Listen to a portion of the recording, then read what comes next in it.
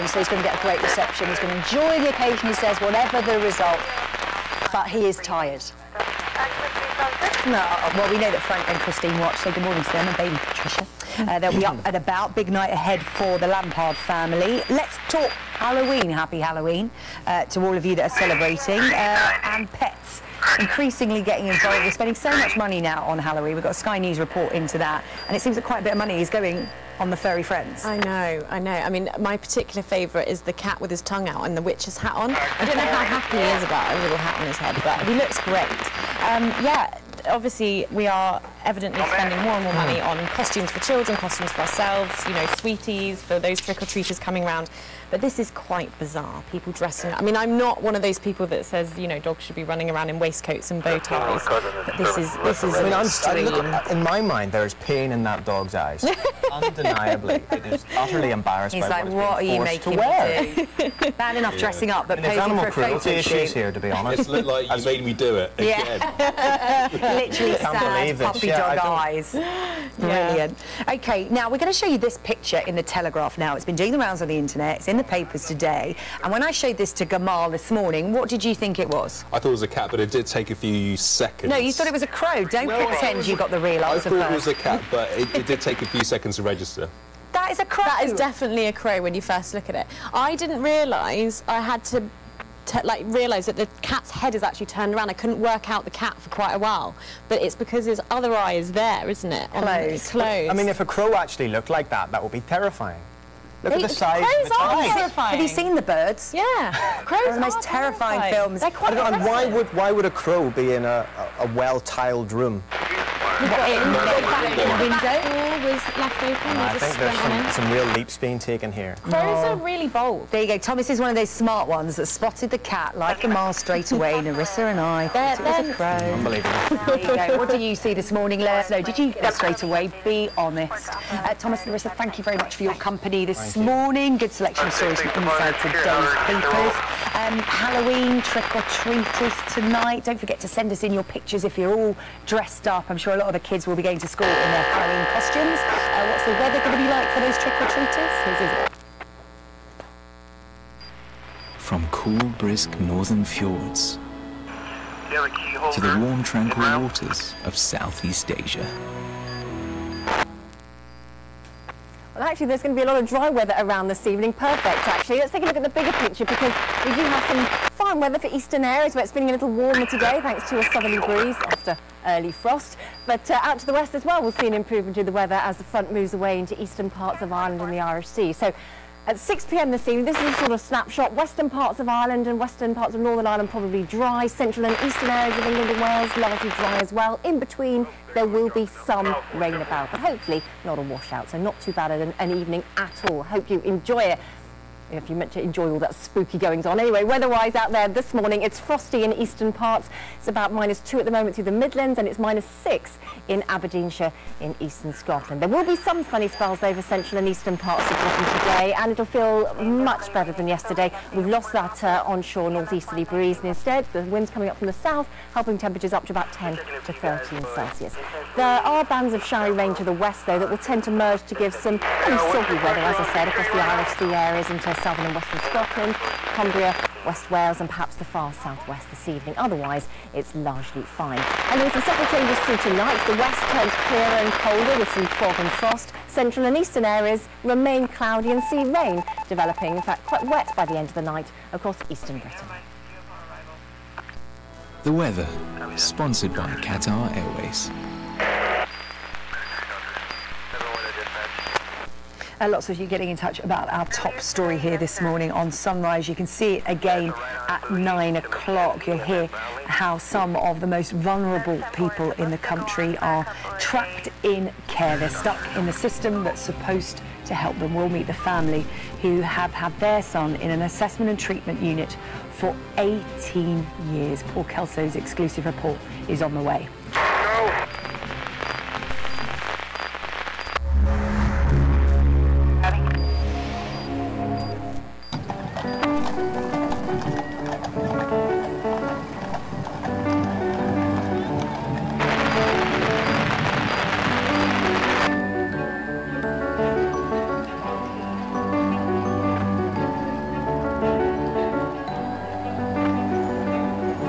10-4, thank you.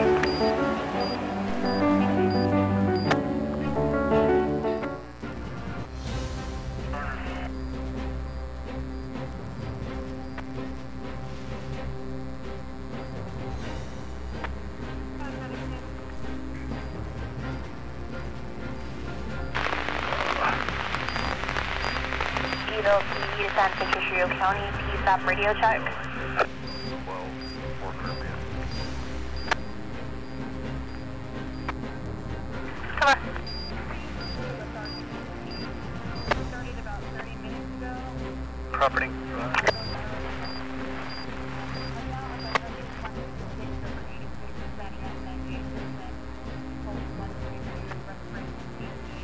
Has a glucose of 138. So EKG showing 10 past at 130. We have an IV established in EKG, so facility is about 5 minutes.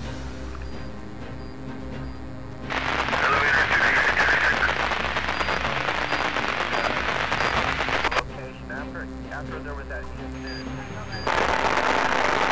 the time that he arrived there, and or the time that he was there at the station, and then where he went back on and what direction he was in.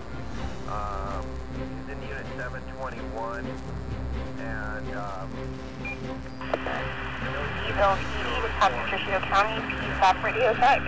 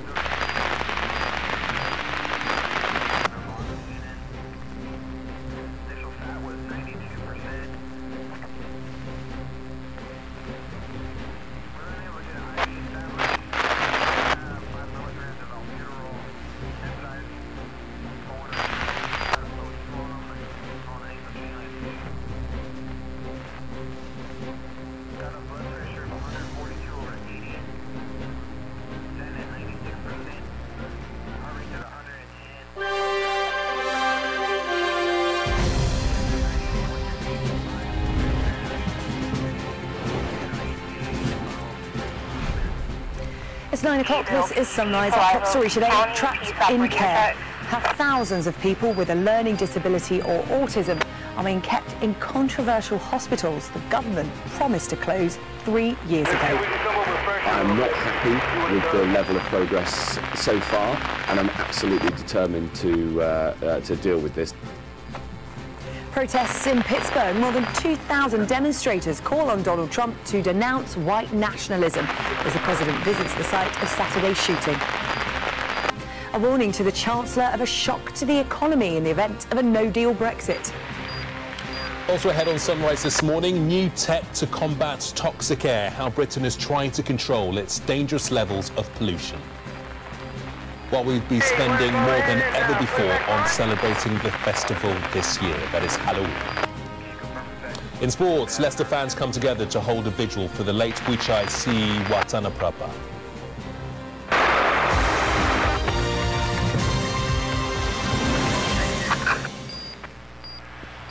Hello, good morning. Welcome to Sunrise here on Sky News. I'm Sarah Jane Mee.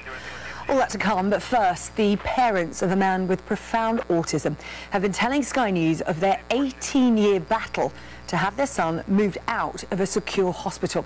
Well, he's one of thousands of people with a learning disability or autism that are trapped in institutions known as assessment and treatment units. In the latest of our Line 18 investigations, Sky News has found that in the last 3 years, at least 40 people have died while in these units the government had promised to close. Line 18 is a journey through modern Britain in 2018. It runs from Northern Ireland into Scotland, passing through Lancashire, Manchester, the West Midlands, London and Essex. It examines the divides and fractures in society through the voices of those affected. And it's backed up by data which shines a new light on how Britain is changing. Here's our health correspondent, Paul Kelso. Happy birthday to you. Tony is 41. He has profound learning disabilities and autism. Happy birthday to you. And he's celebrated his last 17 birthdays in a secure hospital almost 100 miles from his parents' home in Brighton. Thank you for my card. Thank you very much, everyone. We protected his identity because he's been sectioned under the Mental Health Act, and his parents can't give us permission to identify him, even though they'd like to. And that's a happy picture. Look, when he's sitting eating his dinner when he was young. That's at home. He went into residential care and his parents, worried about what would happen to them as they got older, asked for help. He was only meant to stay 9 months, and ever since, Pam and Roy have been trying to have him moved to his own home nearby, and they're getting desperate. He's deteriorated a lot. He doesn't do the same things he used to do, does he? I mean, when we used to go down there, he used to say to Pam, you've got a nice dress on, I like you, Evan. He takes no notice now. It's just all he's interested in is what you're going to bring him, what food you're going to bring him. Looking at her. And I want to come home. Hopefully, they're going to get this right, because me and Moy, we're too old to go through the skin. I think this is the end of the line. This is the end of the line for me and Moy. Tony is one of more than 2,300 people with a learning disability housed in secure hospitals known as assessment and treatment units, or ATUs. They're supposed to be discharged into community care within 18 months, but the average length of stay is 5.5 years, and the government is about to break its promise to close up to half of the beds by next year. There are currently 2,315 people in ATUs in England, just 80 fewer than there were in March 2015, when there were 2,395. 60% of them have been admitted for more than 2 years, and 16% for more than a decade.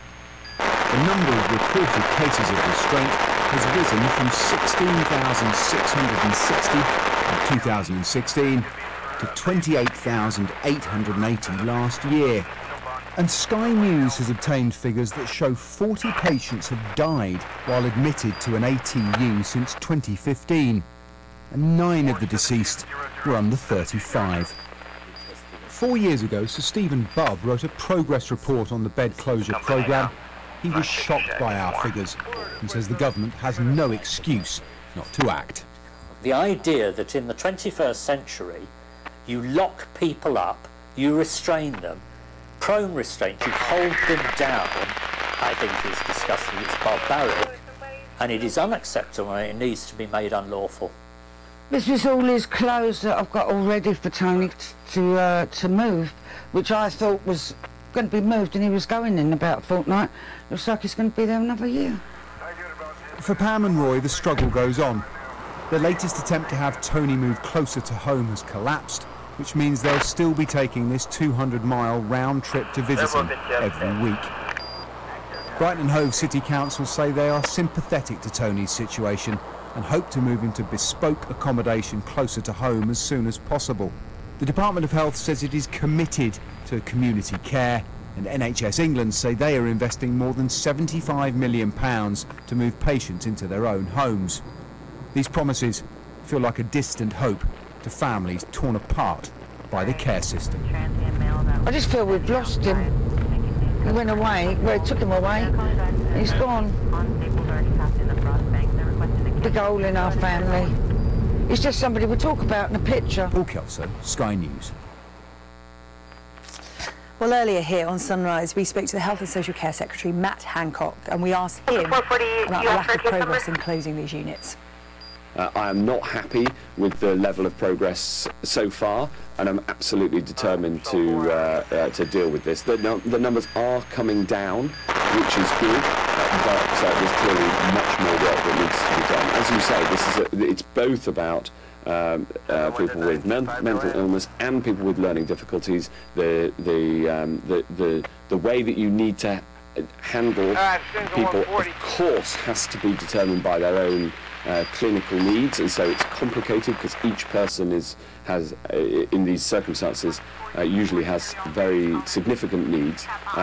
There's also the interaction between the local authority funded social care and the NHS setting, and sometimes the fact that the interaction between those two different systems can make it more complicated. Well, you can see a Line 18 special report from our health correspondent Paul Kelso, trapped in K. You can see it at 9:30 here on Sunrise, and it will be repeated throughout the day here on Sky News. Well, another important NHS story this morning, the Health Secretary announcing new measures to promote a zero-tolerance approach to violence against NHS staff. The Department for Health and Social Care will be following new violence reduction strategies to protect workers in England after it emerged that almost 1 in 8 has suffered violence in the last year. A partnership between the NHS and the Crown Prosecution Service is expected to lead to quick prosecutions for offenders. Here is the Health Secretary once again making a comment on these new announcements. We're going to take a zero-tolerance approach. These numbers have been rising, and we want to put a stop to that. We've in fact just changed the law to make it an aggravating offence if you're violent to a public sector worker, including somebody in the NHS. Now, there was a hostile reception awaiting Donald Trump in Pittsburgh. He was there to visit the site of Saturday's mass shooting. Gamal has the details for you. Around 2,000 people protested in the city as the US president attended the synagogue where 11 people were killed. Ahead of Mr. Trump's visit, over 70,000 people signed an open letter saying he wouldn't be welcome in the city unless he fully denounced white nationalism. The Indonesian Navy has identified a 22-metre-long object in the Java Sea where a Lion Air passenger jet crashed on Monday. Sonar technology detected the object 32 metres below the surface. All 189 people who were on board the Boeing 737 are now presumed dead. Police investigating the disappearance of estate agent Susie Lamplugh 32 years ago are preparing for a third day of excavation in a garden in Birmingham. The property was previously owned by the mother of the prime suspect, John Cannon. Miss Lamplugh was declared dead, presumed murdered, after going missing aged 25 in 1986. She disappeared after leaving her West London offices to meet a client known only as Mr. Kipper at an address in Fulham. Oh, that's what they said. They said that they were an employee. New technology has been installed at one of the UK's pollution hotspots, Marylebone Station, that will make sure those passing through breathe in air that is 95% cleaner. It comes a day after scientists confirmed that toxic air causes heart attacks and strokes. Meanwhile, today the British Heart Foundation is calling for air pollution to be treated as big a threat to public health as obesity. Well, the ink on Monday's budget is barely dry, but today there is a warning of the potential disruption to the economy that could come about early next year in the event of a no-deal Brexit. Let's speak to Sunrise's political correspondent, Tamara Cohen, who joins us from Westminster. What disruption are they talking about, Tamara? Hi, Gamal. Yes, after a budget of giveaways and the prospect of sunlit-up plans, there's a report from the credit ratings agency Standard & Poor's, which said that if Britain leaves the EU at the end of March without securing a deal with the EU, there will be, they predict, a recession lasting as long as the one the UK experienced after the 2008 financial crisis. They're predicting that unemployment, which is currently at a record low of 4%, could almost double to 7%, that household incomes would tumble and that house prices would also fall. So pretty dire warnings from the ratings agency. Now, they say they still expect the most likely outcome is that Theresa May is able to get a deal, and that deal would get through, so that there will be a transition period lasting until the end of 2020, in which everything stays pretty much the same. But they say the prospect of a no deal, that's the Chancellor there on Monday, the prospect of a no deal has risen to the point where they feel they should make this prediction. Now, the message from the government is pretty much the same. They still think it's full steam ahead to get a deal, but the talks have stalled on this issue of the Northern Irish border. If they are to get a deal, that needs to be resolved in the next few weeks, and if Theresa May does get a deal, she needs to convince her own MPs as well as those in other parties in order to vote for it. Time is ticking down. Tamara, thank you. Happy Halloween to you. Forecasters predicting a Halloween boom this year, with Brits expected to spend a record-breaking amount celebrating by buying props like this. My next next guest is sure to be among them. Every year she and her family spend thousands of pounds decorating their home, which maybe isn't surprising given that she's from Pendle Hill, also known as Witch Country. I'm just going to put this down because it's scaring me, never mind you at home. She is Sharon Bolton. She's in the studio now. She's written a book on the real-life history of witches and the supernatural here in Britain. Good morning to you. Happy Halloween. And to you. Now, this morning we've been concentrating on the fact that we are spending more than ever before on Halloween. It is the second biggest holiday now in this country in terms of purchasing power after Christmas. Tell us about how Halloween began and what it originally was compared to what it is now. Okay. It started roughly 2,000 years ago in the British Isles as a Celtic festival called Samhain, and it was to mark the time when the summer was ending, winter was coming in, the nights were getting longer and darker, and because people had a natural fear of the dark, they decided to face their fears head on. So they lit bonfires to mark the arrival of winter. They dressed up in strange costumes. They had feasts. They said to themselves, okay, we're a little bit scared. We don't really like the dark. We don't really like the winter, but we're going to face our fears and we're going to say we're not afraid. So that's how it all started, yes. So this idea that it's an American import in the last 10 years isn't really true. What is an American import, though, Gamal will back me up on this one, is the spending power associated with it now. The elaborate costumes. I mean, there are some houses in my area you drive past and you think it's the entrance to a theme park. Yeah. Yes. And also the kids are spending, or the adults are spending loads of money on sweets for the kids who go trick-or-treating. Yeah, where's that in relation to Halloween? Halloween has really caught the public imagination because people love being scared, and lucky for me they do, because I write scary novels. But it's natural to the human condition to be scared. And from the time that we lived in caves and we sat around campfires in the evening, the way that we dealt with our fears was by telling each other stories. Back then, we told each other stories about the saber-toothed tiger and the fearsome tribe in the next valley. But we're still doing it today. We do it when we watch a scary movie. We do it when we read novels like The Craftsman. Why do you think that is, that people like to be scared? Because it's a way of dealing with fear in real life. Children learn when they're very young that the world's a scary place. Now, some of these fears they have to be taught. Be careful when you cross the road. Don't go with strangers. But others are instinctive, like a fear of the dark. And we have to give children the tools to deal with these fears, or they'll become overwhelmed with panic. And they deal with their fears the way we do, by experiencing them vicariously in their culture, through fairy stories, through Halloween. Halloween is a massive part of your life. As you said, you write novels. The latest is The Craftsman, which you mentioned. But you are also one of these people that dress up their houses. We do. And you have over 1,000 visitors to your house. Here we go. This is just the start of it. This is your front door. What's the theme this year? Who's that? That's one of my son's friends. The theme this year is the Game of Thrones. So there'll be a row of severed heads out the front. There will be banners, Winterfell banners and the Night's Watch banners, and my son and his friends will be dressed up as characters from the Game of Thrones. And children who knock on our door will be greeted by Daenerys Targaryen with the chocolate buttons. I think there'll be a few adults turning up at your front door as well, if that's the greeting. But just in terms of what people dress up like, they tend to concentrate on zombies, witches. I mean, there are some fantastic images on Twitter, lots of you sending in how your children have dressed up. What's the most sort of popular Halloween costume, and what's truest to the origin of Halloween if people are going to dress up today? Dressing up as something scary, as a demon, as a witch, as some sort of animal, is entirely true to the origin of Halloween, because that's what our ancestors did 2,000 years ago. Popular costumes, little girls love to dress up as witches, particularly glamorous witches with the lovely sort of hats and the frilly skirts. Little boys can be a little bit more gruesome. They might be zombies or ghosts. But I am constantly surprised by how young children are drawn to the macabre. There is something inherent within the human condition that loves to be scared. And when you watch the novels, do you ever scare yourself? Do you ever jot a paragraph down and it's like, no, that is way too much, I've gone way too far? Yes, and I disturbed myself. When I was writing The Craftsman, which is set in the Pendle Forest, which is where the Lancashire witch trials took place back in the 17th century, I had to research those trials, and I became very disturbed by what went on then, because I can see it happening now. I don't believe in the crime of murder by witchcraft. I think that's absurd.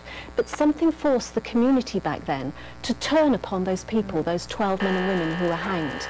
At the very worst, they were guilty of low-level confidence tricks, but they were hanged because society turned upon them. And we still see that today. We still see witch hunts going on. And that, I find that disturbing, I find that a little frightening, and it's one of the reasons why I write the sort of books I do, and one of the themes I wanted to explore in The Craftsman. Well, Sharon, really interesting to hear from you today on Halloween. Thank you very much, Sharon Bolton, author of The Craftsman. I mean, I've got goosebumps talking about Halloween. I'm not someone that's easily scared, but just talking about that has sent a shiver right down my spine. Jackie, how are you bearing up this Halloween? Well, what I'll do is watch Harry Potter and the Deathly Hallows for the 3rd time this week, and then... It is Voldemort. Oh, I should have said that. Very scary. Yes, we will be hearing from some Leicester fans. They came together for a vigil last night to celebrate the life of their chairman who died in that tragic crash at the weekend. We'll also show you how Novak Djokovic got on in his bid for a 5th Paris Masters title. And the Premier League star who's able to mock himself, we will tell you what Paul Pogba is doing after this. I'm Alex Crawford. I'm Stuart Ramsey. This is Hotspots.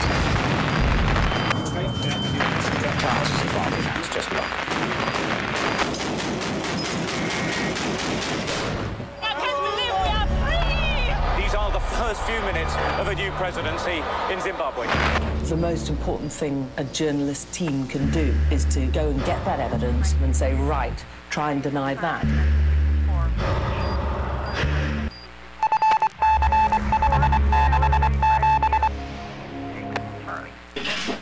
Freya might look like a family pet, but she could also be a lifesaver. She's one of 3 dogs specially trained to sniff out the lethal mosquito-borne disease, malaria. Freya's nose led her to one of these brown socks, used in a study of over 100 children with and without malaria. Mosquitoes, just like these ones, are responsible for carrying the malaria parasite and infecting children across the world, including some of those involved in this study in the Gambia. They were given nylon socks, a little bit like these, to wear. The material was then split from top to toe and given to medical detection dogs here in the UK to see whether they could sniff out the odour of malaria. The success rate was clear. The dogs sniffed 175 samples and managed to correctly identify 70% of the socks worn by malaria-positive children and 90% of the samples without malaria parasites. When you are malaria positive and you actually have that infection, what the parasite does is it changes your body odour. So your body odour is the way that the mosquito is able to detect you and is able to find you as a blood source. Although this research is still in its early stages, scientists hope eventually these trained super smellers could help spot infected people at ports and airports and help stop malaria spreading. It's finding a new way to identify people who may not feel sick but are carrying malaria in their systems and could therefore pass it to other people through the bite of the mosquito. So for countries that have eliminated, it's a really interesting potential new way that they could protect their borders and keep their countries malaria-free.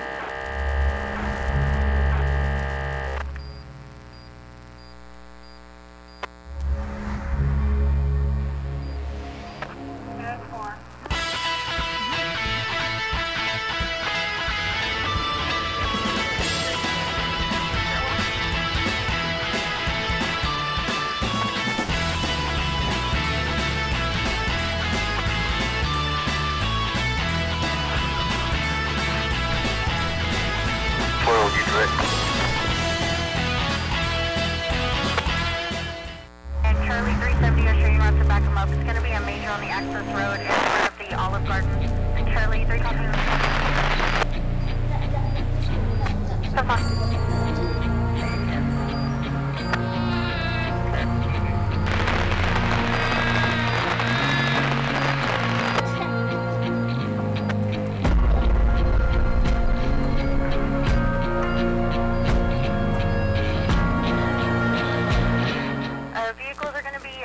It's just gone 20 past 9. We're going to take a look at the sport now with Jackie. Possibly Let's do thank you. Leicester fans gathered to hold a vigil at King Power Stadium for the late Richai Shiu Adana Prabha last night on the exact time the owner's helicopter crashed on Saturday.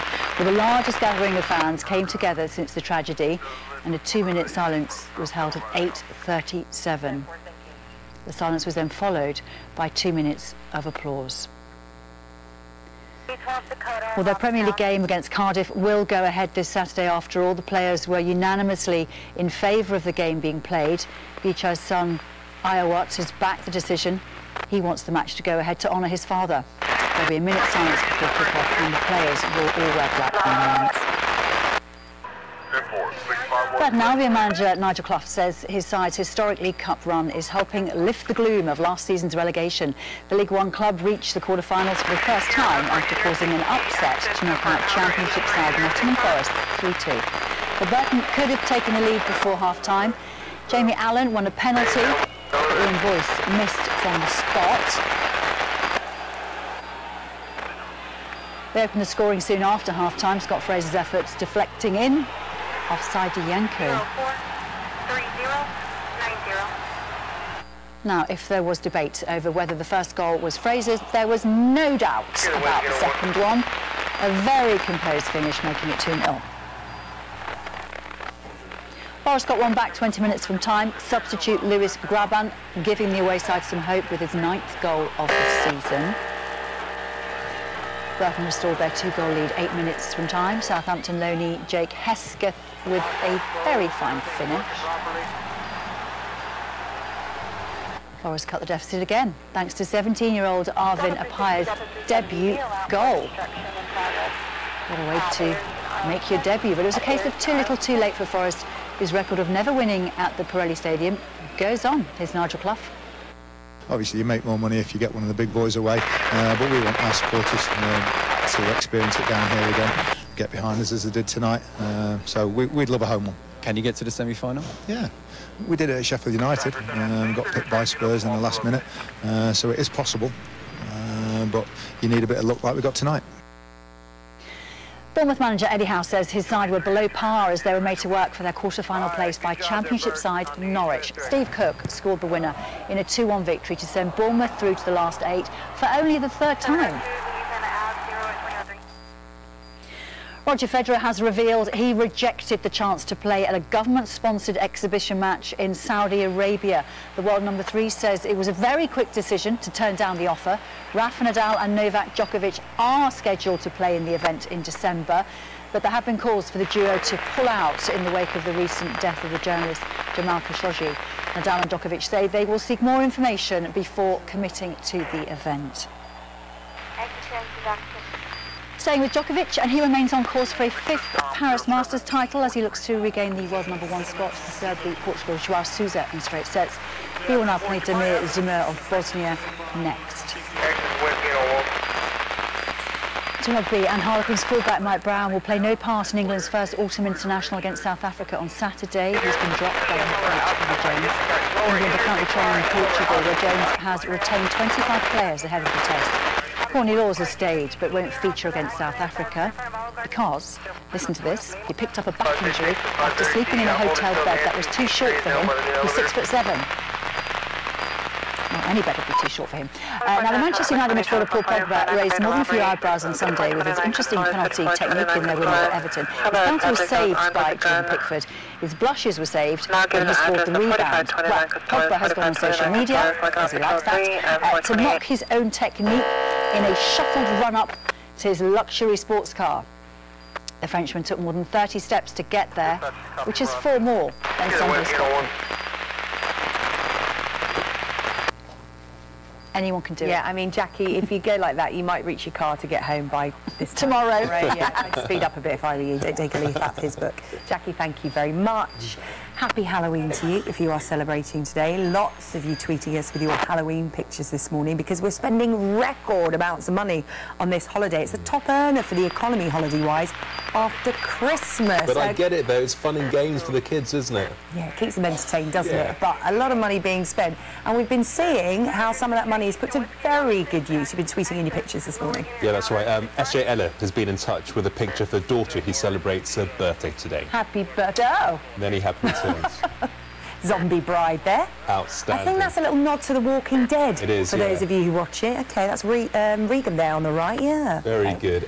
Keith sent us this picture of his children, Harry and Amelia, who were at a Halloween party at the weekend. Lovely. Yeah, you can be cute and scary at the same time, as this proves.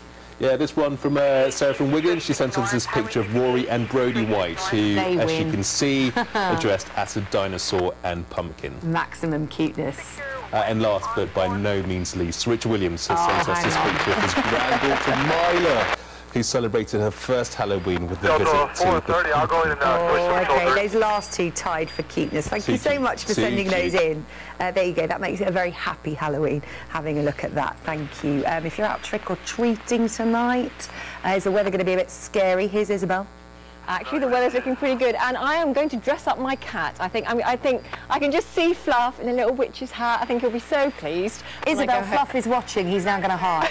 He probably is. Let's take a look at the weather for trick-or-treaters. Beneath pink skies by the Taj Mahal, or as the sun sets in the City of Angels. The shotgun, no other information on description.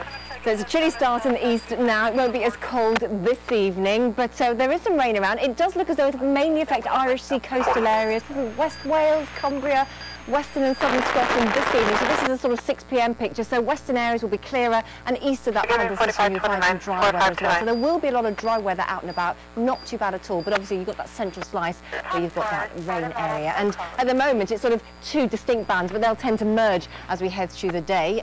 Eastern areas getting away with the driest and warmest of the weather today. Such a contrast to yesterday when we had the dull, damp, dreary weather for eastern areas with a northeasterly wind. We've lost that breeze now, and with the help of some sunshine and a southerly wind, temperatures should reach around 10 to 13 degrees. Not a bad day at all, but those areas of rain in the west tending to merge, as I said, around the Irish Sea coast and western parts of Britain this evening. It does clear up quite nicely across much of Ireland, but there will be that zone of damp weather. That will tend to push eastwards tonight, joined by another area of rain coming up from France. So quite a contrast in temperature by tomorrow morning, coldest and foggiest in the west.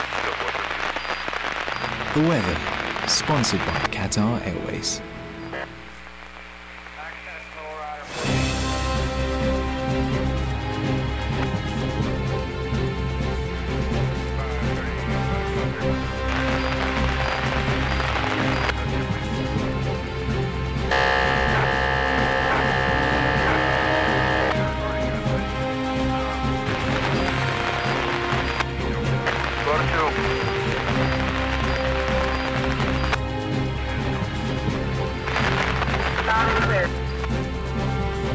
Thank you, ma'am.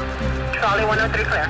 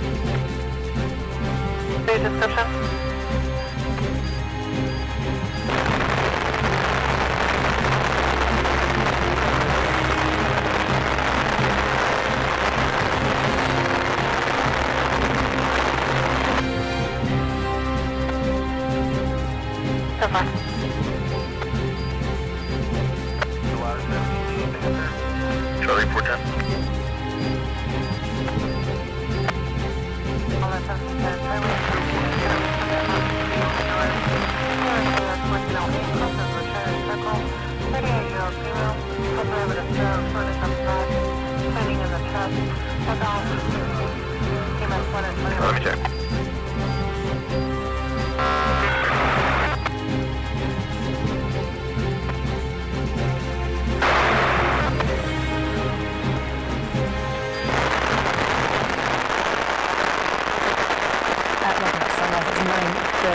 A reminder of our top story today. The parents of a man with profound autism have been telling Sky News of their 18-year battle to have their son moved out of a secure hospital. Well, he is one of thousands of people with a learning disability or autism who are trapped in institutions known as assessment and treatment units. The Sky News investigation has found that in the last 3 years, at least 40 people have died in these institutions, which the government had promised to close. Sky's health correspondent Paul Kelso has this special report.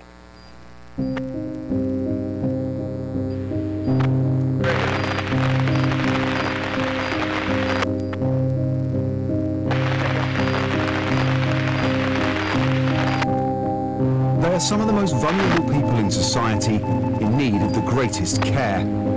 We have been told he doesn't belong to us. He is not our son. But thousands of those with a severe learning disability and autism are being failed. They were making me institutionalised. Locked in hospitals miles from home that they can't leave, even when they're no longer ill. 3, 4, 5 people would jump on him and restrain him and then put him into seclusion. It is barbaric, it's Victorian, and it's time it ended. This is the story of an unseen, unheard generation trapped in care.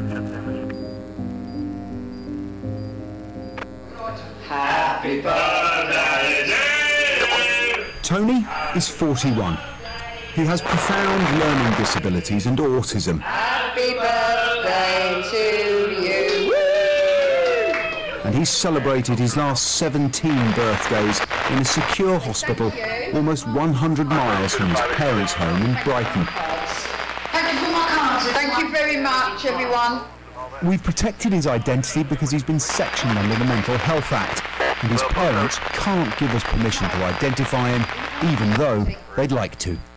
And that's a happy picture. Look, when he's sitting here eating his dinner when he was young. What's at home?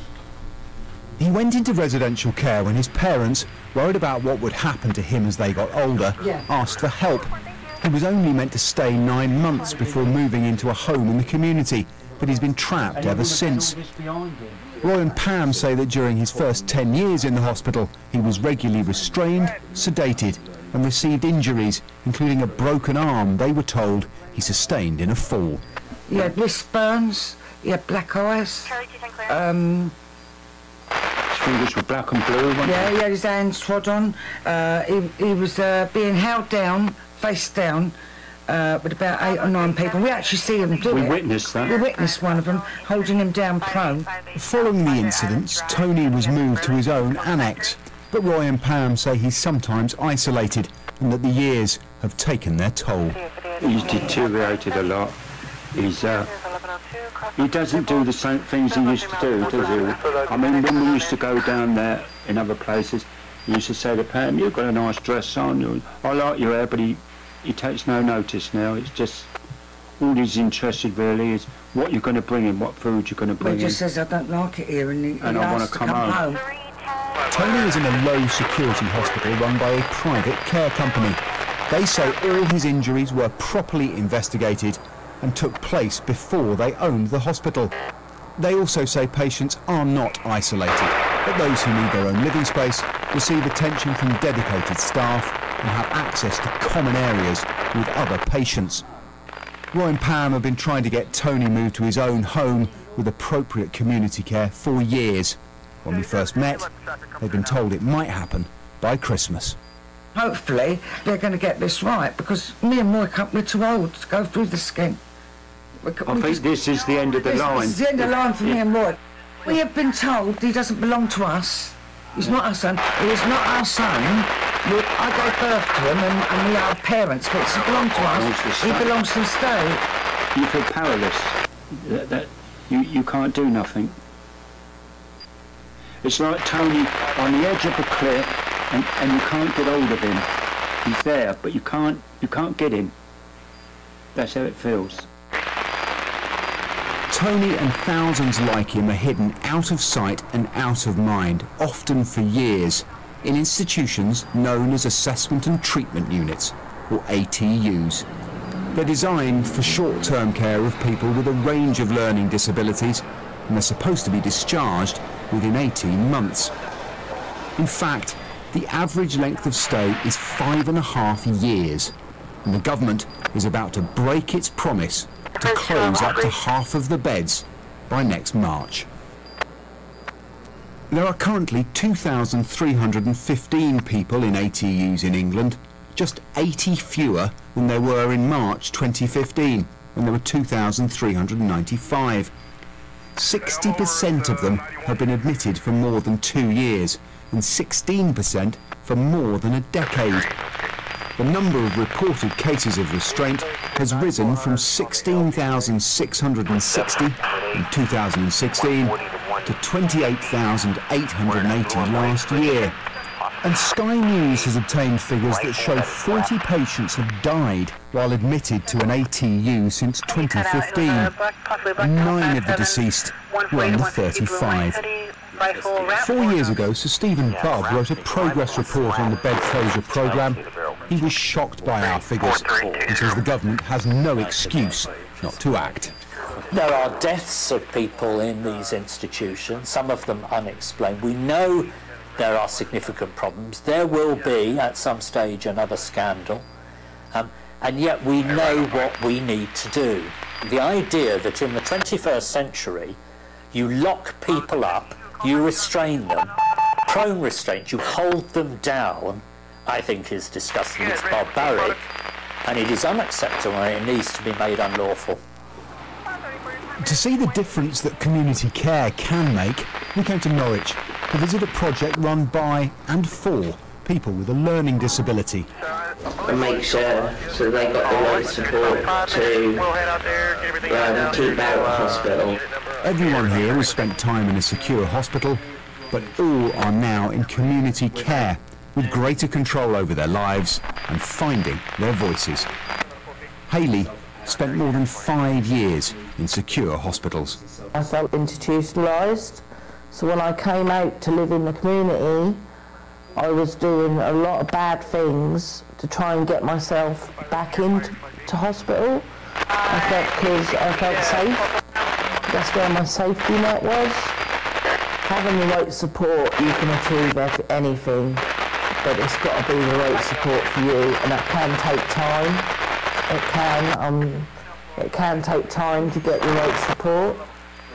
Ricky now lives in his own flat and has just got married, but it has been a long road.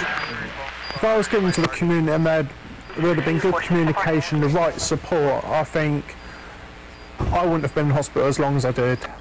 Yeah, 10 years. How old are you? 30. How do you feel about that now that you're living your own life outside hospital? In a way, it makes me angry that no one helped me to get out earlier, but in a funny way, it's whatever therapies they've done with me and the medication they've given me now has improved my life. The benefits of community care are obvious here, but one of the reasons people can get trapped in care is financial. If someone with a learning disability is in an assessment and treatment unit, the NHS ultimately picks up the bill. That can run to several £100,000 a year per person, and often goes to a private provider. Once they move into the community, though, local authorities have to pay, and social care budgets are already under huge strain. Perversely, there can be a financial disincentive to moving people out of hospital and into their own home. I'm a bit nervous, but I'm really pleased. All right, George? Yeah, George. Nice house. Okay.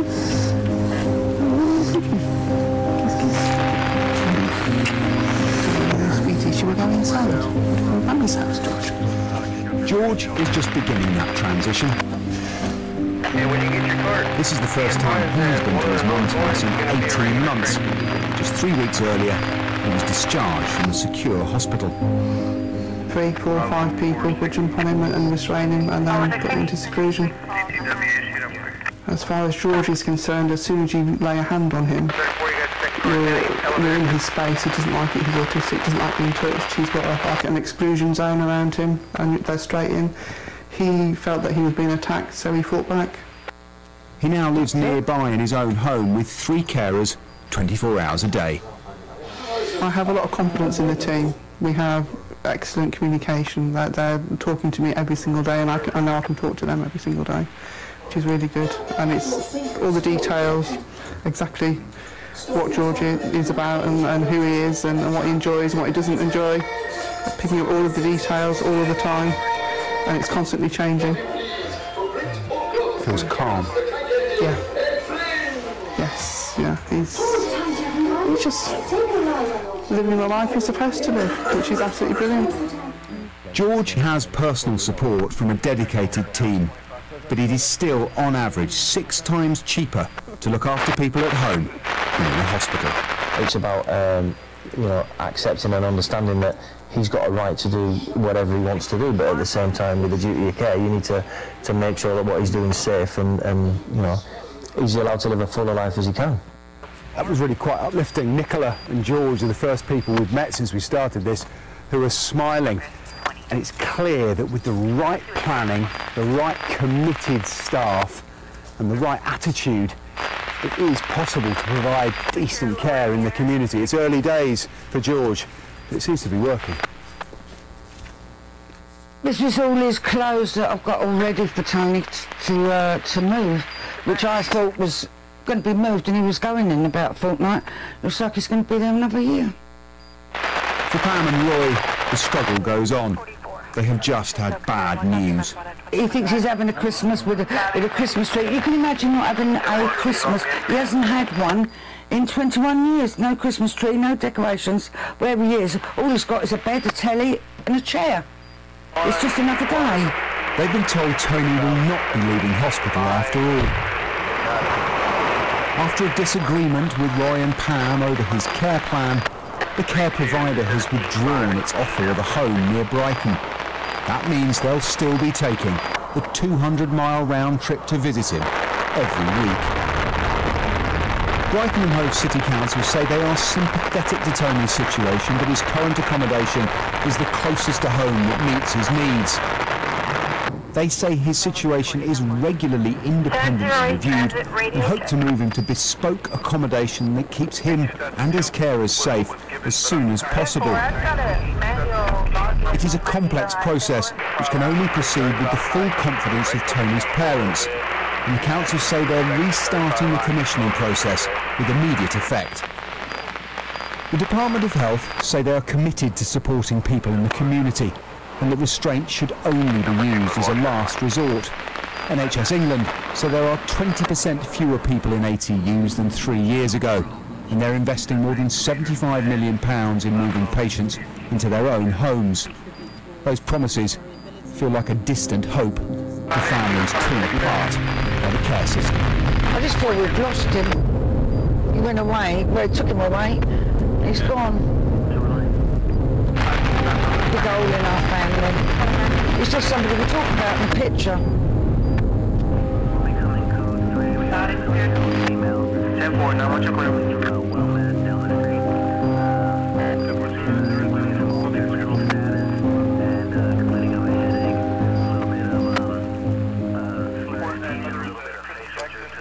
So special report will be repeated throughout the day here on Sky News.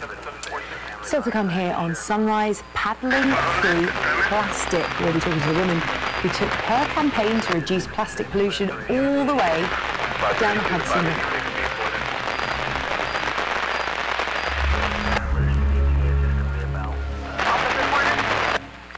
Hello, I'm Claire Bridge with your showbiz news. A warning, there's some flash photography coming up. Hilary Duff has given birth to her first child with partner Matthew Comer. They've announced the news via Instagram and say the baby's been named Banks Violet Blair. The American actress already has a 6-year-old son from a previous marriage. Adele has kept her place as the UK's richest star aged 30 or under. Heat magazine's annual list estimates she's added £15 million to her wealth in the past year to reach £147 million. Ed Sheeran is second with £94 million, while Daniel Radcliffe is third with £87 million. 3 months after the death of Aretha Franklin, fans are to get the chance to own some of her belongings. 60 items from the Queen of Soul, including stage gowns, hats and shoes, are going up for auction. The items come from an investor who purchased the collection at an auction back in 2011. The sale will be held at the Hard Rock Cafe in New York City on the 9th and 10th of November. And a new animated Spider-Man film has been launched in London. Called Spider-Man Into the Spider-Verse, the film explores the character of Miles Morales and his journey from Brooklyn teenager to superhero. It'll be released in December. You ever heard the Super Collider? You're gonna love this. Dimension opening now. You're like me. Alright, kid, listen up. This fry is your yours. Soggy, it's weird, it's gross. And this delicious normal fry is my universe. So you want to learn to be Spider-Man. Can you teach me? Yes, I can. Time to slay. Good, you're doing it. Double tap to release and whip it out again. Okay. Whip and release. You're an natural. Whip.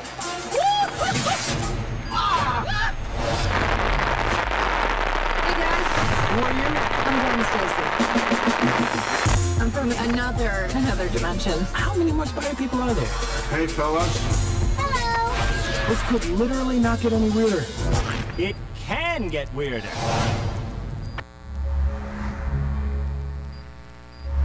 Charlie 460 for an incomplete. The Walmart on Greenwood SPID. 1821 SPID. The Walmart coming from the bank in substation.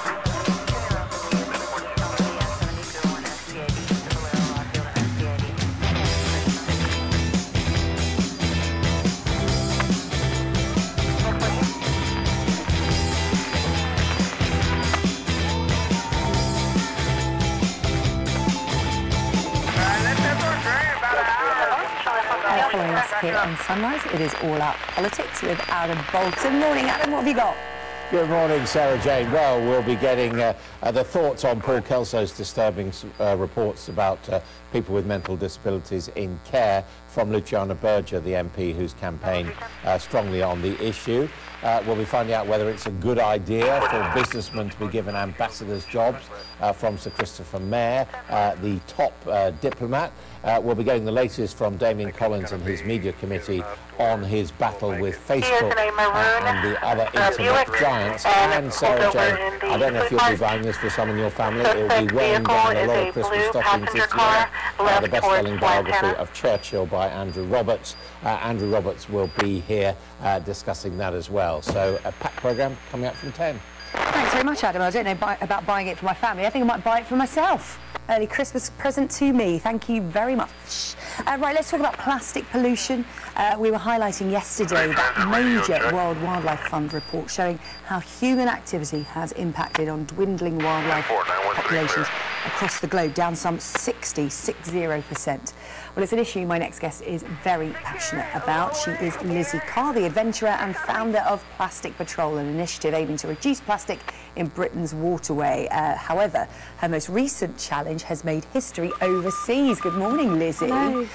Now, we're used to seeing you paddling British waterways, but you've taken this to America and the Hudson River in particular. Yeah, I have. So America is one of the world's biggest consumers of single-use plastics.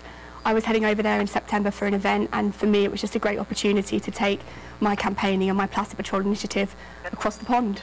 I mean, the Hudson River, many people will associate that with New York City, of course, but the Hudson River is so much longer than that. How long is it and how far did you paddle along? So I paddled 170 miles from Albany up in New York State down to New York City in Manhattan. Yeah, it's a huge river. I think it's about 3.5 miles at its widest point, and it's just nothing you can really imagine if you haven't seen it before. It's a bit of a beast. People that you spoke to in America, did you get the sense that they're as conscious as maybe we are here in the UK about the dangers of plastic and the effects of it on our oceans? I feel that we've made a lot of progress in the UK over the last year or so. I don't think that's necessarily at the same pace in America at the moment. I think they've still got sort of a long way to go, and there's still a lot of changes that they can bring in themselves. So me going over there was a way of sort of bringing my voice and my campaigning and the work that I've done in the UK, and just try and enter into that conversation over there and spark a bit more conversation around it. It's interesting, isn't it? The things we're so conscious of now in the UK because of Sky Ocean Rescue programmes like Blue Planet is, for instance, single-use coffee cups, single-use water bottles as well, which so many people are trying to cut out. And I know from my experience going into America, people will go to the supermarket and buy crates of bottled water. That's just how they live. What did you see when you were in the Hudson River in terms of evidence of plastic working its way into their water? Do you know, the similarities between the Hudson and what I find in the UK are there. So it's the big offenders, the bottles, the bags and the wrappers, and you're seeing that consistently up and down the river. So I use my app Plastic Patrol to log all the sort of larger pieces of plastic that I saw along my way, and at the moment it's a case of analysing that so we can understand a bit more about the types of plastics we're seeing, where we're finding them, and ultimately what brands that are re-offending every time I'm out on the water. Do you think to crack the single-use plastic problem, you need to crack America on this? Because as you said, it's one of the biggest single-use plastic consumers globally. Do you think, obviously we're doing our bit in the UK and other countries are as well, but until you crack something like America, you can't really get a handle on this problem? It's a global issue that we're all connected by the same waters. It affects every single one of us. It needs to be a global effort to address it. So yes, we do need to crack America. We need to crack every single country all over the world. And yeah, we are doing our bit in the UK, but we can always do a bit more. Everybody can. And you know, there's responsibility at every level: consumers, corporations, and government level. And it's about all kind of coming together and working out what the best step forwards is. It's interesting, you are the first person to successfully paddleboard the length of the Hudson River, so congratulations to you on that. Great personal achievement, but as you said, it's all in the name of highlighting this issue. What's your next big adventure? Are you going to go to another country to highlight the issue there?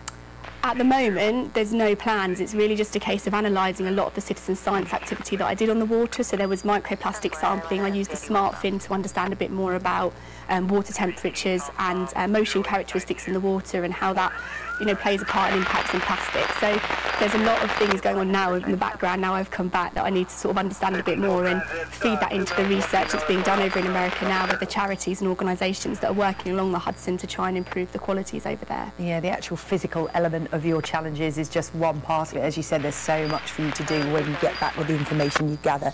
Lizzie, thank you very much and well done. You continue to raise awareness of plastic pollution in our waters, not just here in the UK but now globally. Thank you, Lizzie, always good to see you. It is Halloween trick-or-treating tonight, are you? What's the weather got in store? Here's Isabel. By the springtime flowers of a mountain lake to the first snowfall on a winter's day. Just seen Jackie fly off on her broomstick. She was doing quite well, actually. Beautiful clear skies in eastern areas now, so no weather problems. And out to the west, it'll clear up as well as the front moves into the Irish Sea. So there will be a little dry weather this evening, but there'll be an area of rain, particularly around Irish Sea coast of Wales, southwest of England, could see some showers, and that's also affecting parts of southern and central Scotland. So rain for some, but a lot of dry weather for those out trick-or-treating this evening. Well, out there at the moment, it's still cold. There's still a bit of frost around in eastern parts, but thankfully, a change in wind direction today. Yesterday, we had low pressure in the North Sea with a northeasterly wind. It really felt chilly in that wind, but today the winds are switched around more to the south, and with the help of some pleasant sunshine, it'll feel much better out there with temperatures of 10 to 13 for eastern and southeastern areas. That's up to about 55 Fahrenheit. In the west, well, as I said, there's rain about. There are two fronts, actually, so two areas of showery rain. They'll tend to merge to give some fairly soggy weather this evening across western parts of Wales, northwest England, as I said, up into Scotland. Some showers fairly lively too across the southwest of England, but either side of that, a lot of dry weather this evening and clear skies as well. In fact, clear skies in the west tonight as the rain moves away will lead to a bit of frost and some fog, whereas central and eastern areas will see not one but two areas of rain. It does mean that temperatures will hold up in central and eastern areas, so tomorrow won't be as cold, but it will be pretty dull and dreary. Remember that tomorrow morning, then rain for to the east. That rain does gradually push away, though, through the day with sunshine coming through. And in fact, for many western and central areas tomorrow, a lovely day, just a little bit fresher again than today. The weather, sponsored by Qatar Airways. Charlie 360. 4501 Orchid Lane. Hello. 4501 Orchid Lane. Check out right now.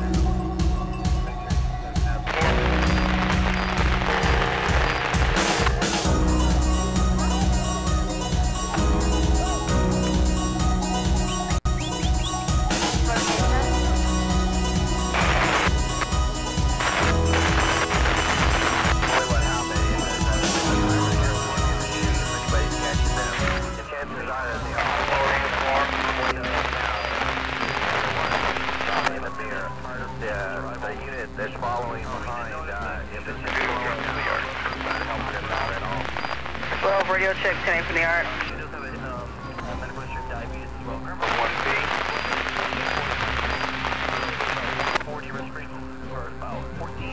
O2 stats are about 92% on O2.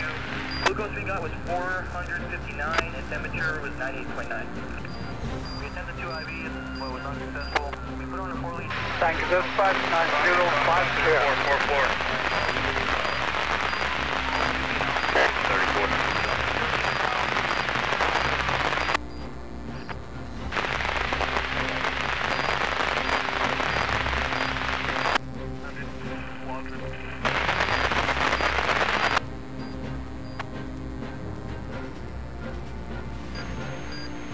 Driver has a driver intersection of Old Brownsville and outbound 665, Old Brownsville and outbound 665. Reference a unknown killer passenger. It's only him. I just not going today. She canceled. Driver swerving all over the road. He thinks a kid is driving the vehicle. Can't see. They're too short.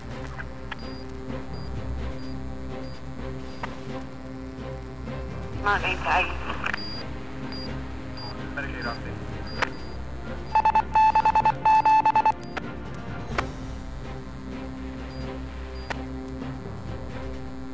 4500, time in, please.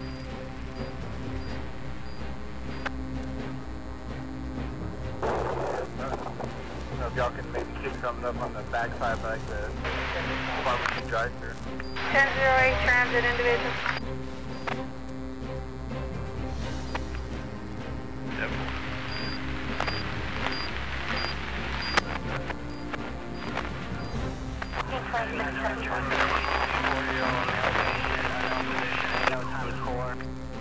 Patient was stabbed in the back. Looks right around scapula area. 0018. Looks like an 1.5 inch stab wound.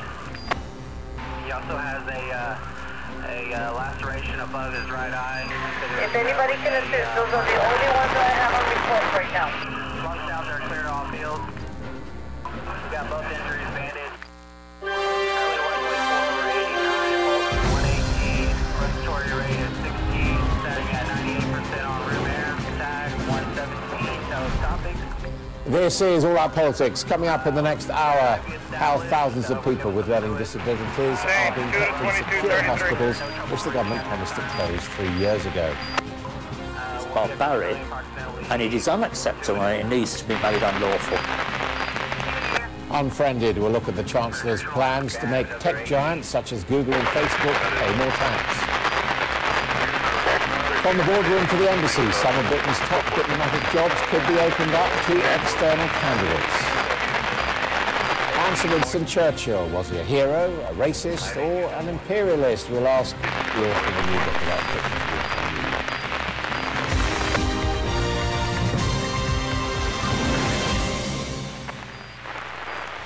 Good morning and welcome to All Out Politics.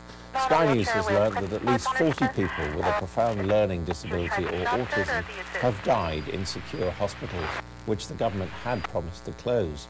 They were among thousands of patients being held in institutions known as assessment and treatment units. In the latest of our Line 18 investigations, the parents of a man with profound autism have told us how their son has been locked out for more than 17 years and about their fight to have him moved. Line 18 is a journey through modern Britain in the year 2018. That line runs from Northern Ireland into Scotland, passing through Lancashire, Manchester, the West Midlands, London and Essex. It examines the divides and fractures in society through the voices of those affected and is backed up by data which shines a new light on how Britain is changing.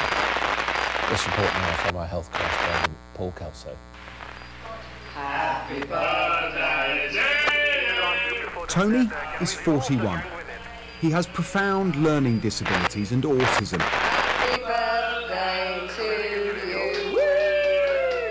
And he's celebrated his last 17 birthdays in a secure hospital almost 100 miles from his parents' home in Brighton.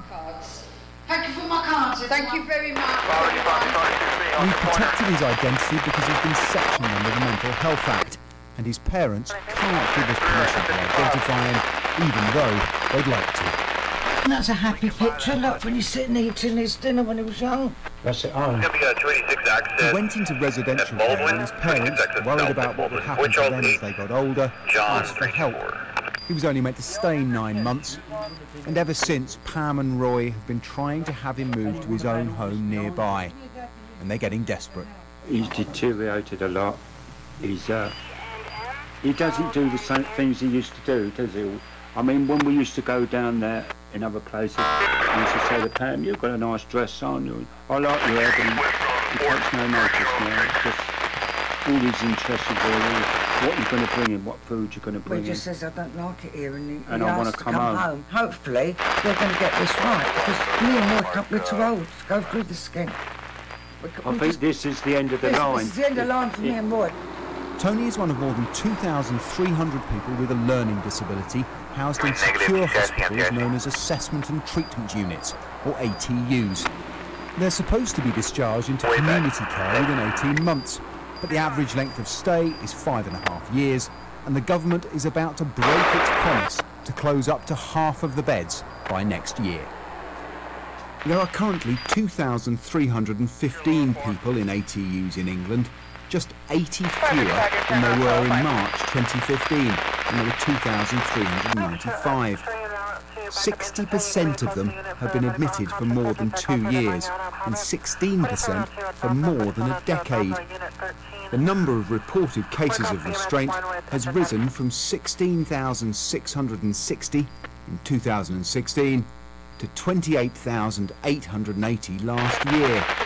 And Sky News has obtained figures that show 40 patients have died while admitted to an ATU since 2015. 9 of the deceased were under 35. 4 years ago, Sir Stephen Bubb wrote a progress report on the bed closure programme. He was shocked by our figures and says the government has no excuse not to act. The idea that in the 21st century you lock people up, you restrain them, prone restraint, you hold them down, I think is disgusting, it's barbaric, and it is unacceptable and it needs to be made unlawful. This is all his clothes that I've got all ready for Tony to move, which I thought was going to be moved and he was going in about a fortnight. Looks like it's going to be there another year. For Pam and Roy, the struggle goes on. Their latest attempt to have Tony move closer to home has collapsed, which means they'll still be taking this 200-mile round trip to visit him every week. Brighton and Hove City Council say they are sympathetic to Tony's situation and hope to move him to bespoke accommodation closer to home as soon as possible. The Department of Health says it is committed to community care, and NHS England say they are investing more than £75 million to move patients into their own homes. These promises feel like a distant hope to families torn apart by the care system. I just feel we've lost him.